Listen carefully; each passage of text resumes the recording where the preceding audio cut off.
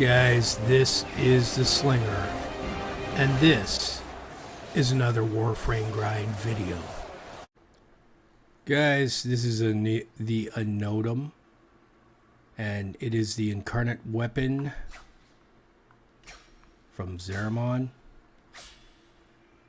And can't get a good feed on it. There we go. You can see it a little bit. This is a dagger that supposedly evolves to a sword. I have all the evolutions done on this. To me, it still looks like a dagger. I guess it's a short sword. I don't know. Or unless it only, for the minute that you change it over, looks incarnate. But honestly, I've been playing with it a bunch and I haven't really noticed it. So I don't know what's up with that. It's not the same as when you switch over with the rifle and you see it come out of your hands and transform. It doesn't do that. All right, but what we'll do is we'll simulate some 190s, some corrupted heavy gunners, and then we'll talk about it. All right.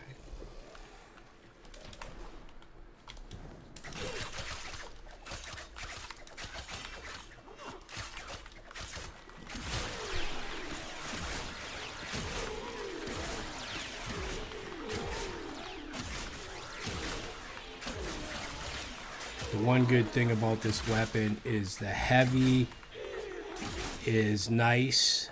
I'm not a super big heavy attack guy, but with this weapon, yeah, heavy attack is the way to go with this weapon. And I am using my companion. I'll take him off right now so you can see the difference. There is a difference, just so you know. I don't know if any of you guys saw my video the other day testing out in Steel Path with this.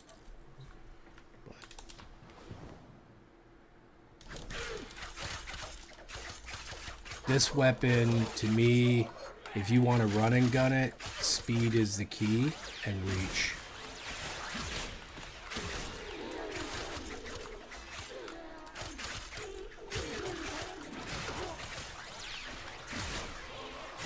And it feels like the Incarnate form is kind of glitchy still.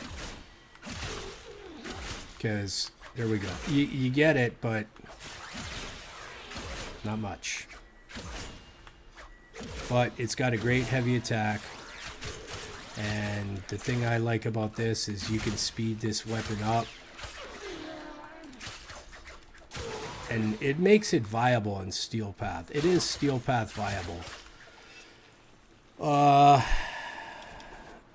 take it out to Steel Path, but I won't do like a whole big mission and drag it on because nobody watches long ass videos, guys. You know you don't watch them. You're gonna be like gone, and the only thing you're interested in is the build, and I get it. And some people it's just critiquing the build. So I'm gonna go to Steel Path real quick, make some clips, and then we'll go into the build.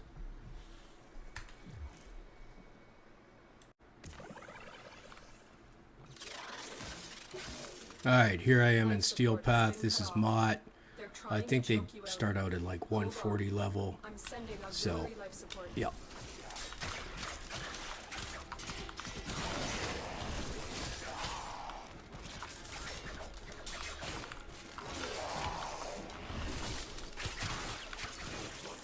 So you see it's still chopping good.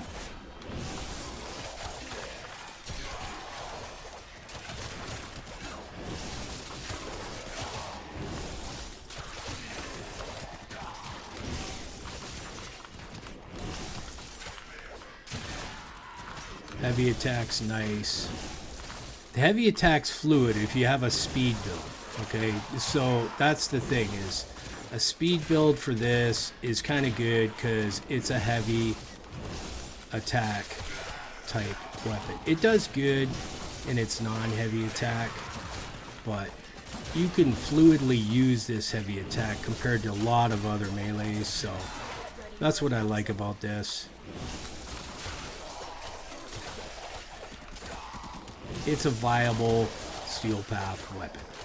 It's a good weapon. Is it God sent? No.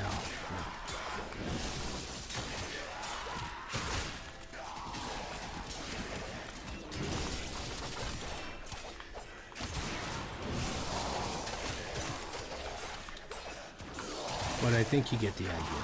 That should be probably more than enough to show you. These are 140s. And this is Necros, and I have my pup on. But Necros is kind of like one of the kings of melee because you're rewarded for using melee with Necros. There you go.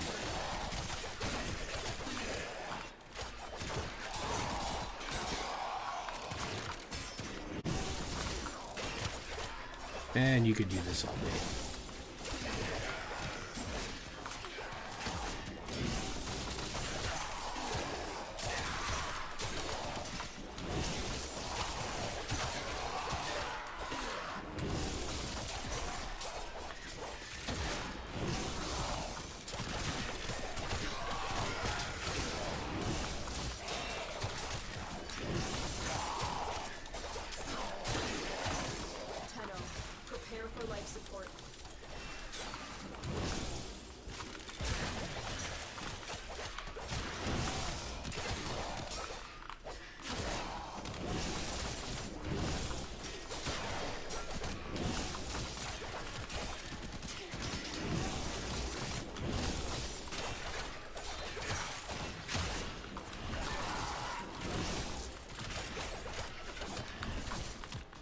Additional life support has arrived.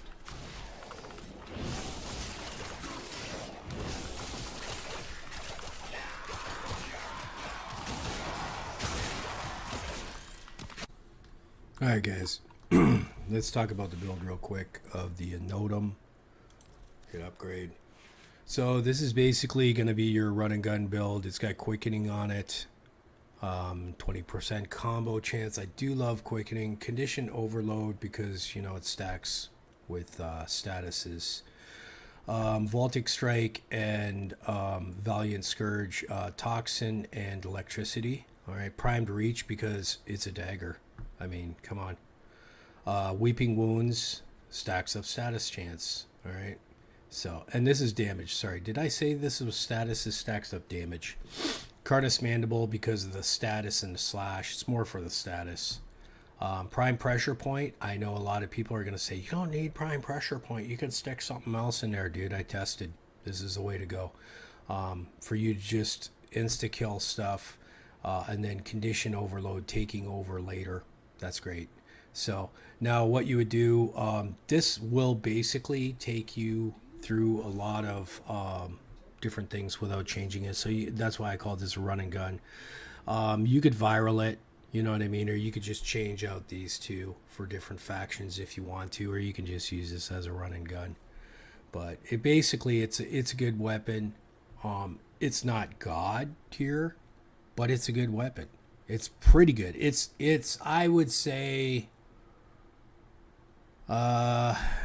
if I am feeling in a good mood, maybe top 10 in the game. You know what I mean?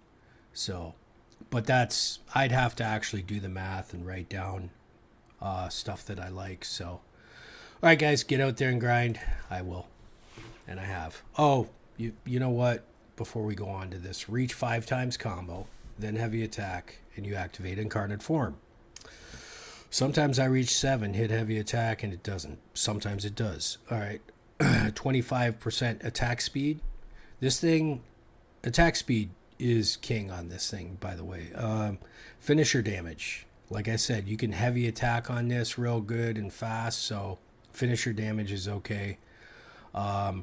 Reach 3 times combo and heavy attack to activate. See, and think about that. I was in my Simicron doing like 7 a lot of times, and you don't see the Incarnate come out when I heavy attack, but sometimes it does. So there we go.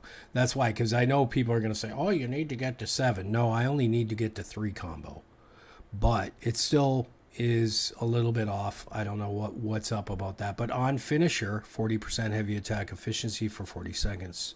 So you can do lots of heavy attacks and you get that 60% finisher damage. That's the way I built it. Those choices are reversible. You can always go to Cavalero and change anything, but you can try that out. See if you like it. It is a really good melee, but I'm not going to be like, oh, this is a new meta. It's pretty good. All right, so get out there and grind. We'll catch you later.